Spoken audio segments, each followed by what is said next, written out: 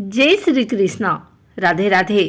आइए सुनते हैं मकर संक्रांति की कथा, संपूर्ण पूजा विधि एवं नियम। मकर संक्रांति की कथा, पूजन विधि और नियम के अनुसार सूर्यदेव धनु राशि से अपनी राशि मकर राशि में प्रवेश कर जाते हैं, क्योंकि भगवान सूर्य नवग्रहों के राजा हैं। भगवान सूर्य के हम प्रतिदिन साक्षात दर्शन कर सकते हैं। भगवान सूर्य महर्षि कश्यप के पुत्र और अदिति के गर्भ से उत्पन्न हुए थे।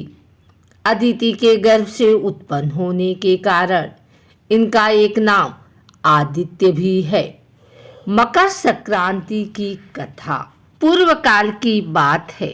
राजा परहुवाहन महोदयपुर में राज्य करता था।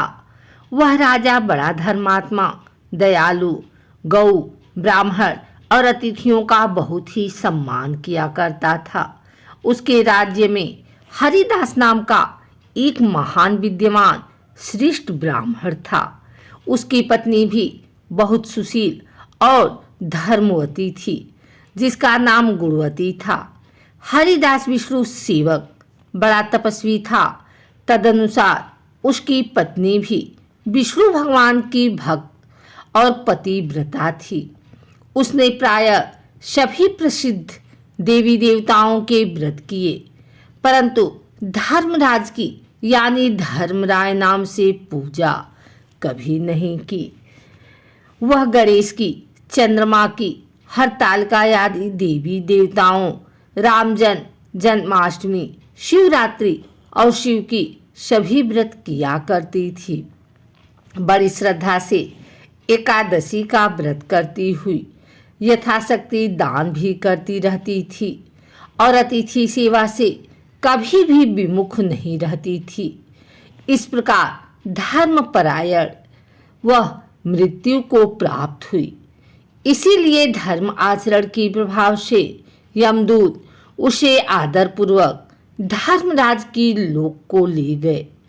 दक्षिण दिशा में पृथ्वी की कुछु पर अंतरिक्ष में धर्मराज का बड़ा भारी नगर है, जो कि पापी लोगों को भयदायक है। धर्मराज का पुर 1000 योजन का है। वह चौकोर है तथा उसके 4 द्वार हैं। वह नाना प्रकार की रत्नों से शोभायमान है। उसमें कई मनुष्य जो कि पुण्य भोगने को गए हैं निवास कर रहे हैं। स्थान स्थान पर गीत सुनाई दे रहे हैं और बाजे भी बज रहे हैं। उस नगर की 7 कोट हैं। उनके बीच में महासुंदर धर्मराज का मंदिर है।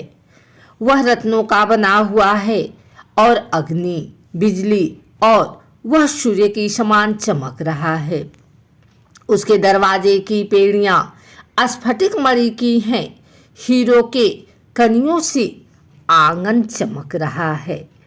उसके माध्यम में अनुपम सुंदर सिंहासन पर धर्मराज भगवान विराजमान हैं। उनके पास चित्रगुप्त जी का स्थान है, जो कि मृत प्राणियों के पाप पुण्य का लेखा भगवान धर्मराज को सुनाया करते हैं। धर्मराज के दूत धर्मवती को वहां ले गए। उनको देखकर वह भयभीत होकर कांपने लगे और नीचे मुंह किए हुए खड़ी हो गई। चित्रगुप्त जी ने उसके पूर्वजन्म में किए हुए पाप पुण्य का लेखा जोखा पढ़कर सुनाया। धर्मराज जी उस गुणवती की, हरिहर आदि सभी देवों तथा अपने पति में भक्ति को देखकर प्रसन्न हुआ, लेकिन कुछ उदासी भी उनके मुखमंडल पर झलकती हुई दिखाई दी।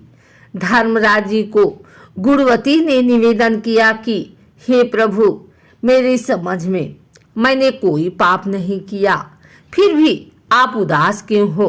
कृपा करके इसका कारण बताइए। धर्मराज जी ने कहा कि हे देवी, तुमने व्रत आदि से सभी देवों को निवृत्त किया है, लेकिन मेरे नाम से तुमने कोई भी दान पुण्य नहीं किया है।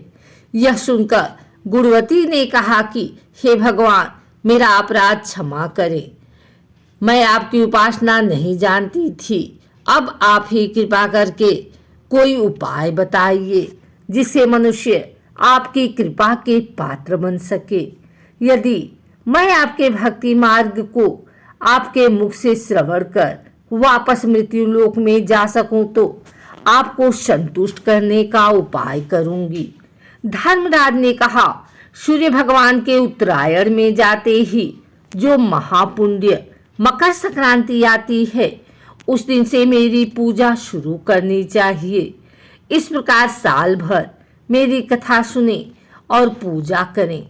इसमें कभी नागा नहीं करें। आपातकाल आने पर भी मेरे धर्म के इन 10 अंगों का पालन करते रहें।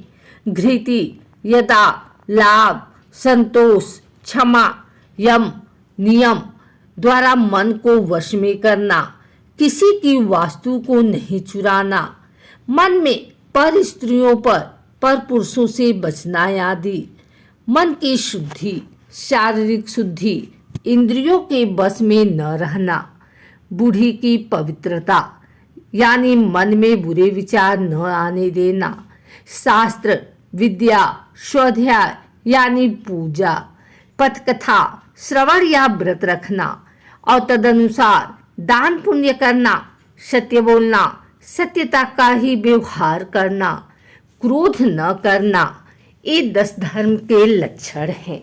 मेरी इस कथा को नियम के सदा सुनते रहना और पथ पढ़ते रहना और यथाशक्ति दान और परोपकार करते रहना। जब साल भर फिर जब मकर संक्रांति आए तब उद्यापन कर दें। सोने की यदि असमर्थ हो तो चांदी की मूर्ति बनवाएं और विद्यमान ब्राह्मण के द्वारा पूजन हवन आदि करें। मूर्ति की प्राण प्रतिष्ठा कर पंचामृत से स्नान करा 14 उपचार से इसकी पूजा करें। मेरे साथ में चित्रगुप्त जी की भी पूजा करें। सफेद और काला तिल के लड्डू से भोग लगावें। हमारी पुत्रश्री के लिए ब्राह्मण को भी जिमावें। बांस की छावड़ी में 5 सेर धन और अनार जो मुक्त तुलमानी है भरकर गुरु या ब्राह्मण को भेंट करें। स्वर्ग में जाने के लिए सोने या चांदी की सीढ़ी भी दान करें। सुंदर बनी हुई शैया भी दान करें जिस पर मुलायम गद्दा, तकिया और रजाई हो। इसके सिवाय कंबल, पादुकाएं, बांस की लकड़ी, लोटा, डोर, 5 वस्त्र भी दान देना चाहिए। गौदान की समर्थ हो तो श्वेत या लाल गाय मेरे लिए और काली गाय चित्रगुप्त के लिए दान की जाए। ये दान की वस्तुएं सिर्फ साधारण के लिए है। धनवान व्यक्ति भी दे तो और भी अच्छा है। गुणवती ने भगवान से यह प्रार्थना की कि हे प्रभु, यदि ऐसी बात है तो मुझे यमदूतों से छुड़ाकर फिर से संसार में भेजिए जिसे मैं आपकी कथा का प्रचार कर सकूं। जो ही उसकी प्रार्थना का भगवान धर्मराज ने स्वीकृति दे दी, वैसी ही गुणवती की शरीर में प्राण पड़ गए। फिर उसके पुत्र आदि कहने लगे कि बड़ी प्रसन्नता है कि हमारी माताजी मरकर भी जिंदा हो गई हैं। इसके अनंतर गुणवती ने अपने पति और पुत्र को सब बातें बताई जो कि धर्मराज ने मनुष्यों के कारण के लिए कही थी। खुद ने भी यह व्रत शुरू किया। फिर मकर संक्रांति से ही उसने प्रतिदिन धर्मराज की पूजा और यह कथा आरंभ कर दी। स्वर्ग में जाने के लिए दान पुण्य आदि करना भी शुरू कर दिया। इस प्रकार वह गुणवती साल भर धर्म कथा सुनकर धर्म के 10 अंगों का पालन, मृत्यु के उपरांत वह जब स्वर्ग में पहुंची तो देवताओं ने उसका आदर किया और सदा स्वर्गीय भोगों को भोगती रही। सूर्य जी महाराज ने सभी मुनियों से कहा कि हे मुनियों, जो भी इस धर्मराज व्रत कथा को प्रतिदिन सुनते हैं वे दुखों से मुक्त हो जाते हैं। इसमें कुछ भी संशय की बात नहीं है। मृत्यु काल में यमदूत जो लेने आते हैं वे भी उसको आदर से ले जाते हैं और धर्मराज जी भी उसे सुखी रखते हैं। यदि उन भक्तों के कुछ पाप बाकी हो तो शीघ्र ही पाप नाशक उपाय बताएं, शीघ्र ही पाप मुक्ति में सहायक बन जाएं। गरुड़ पुराण में भी लिखा है कि पापी लोगों को यमदूत महाकष्ट पहुंचाते हुए ले जाते हैं।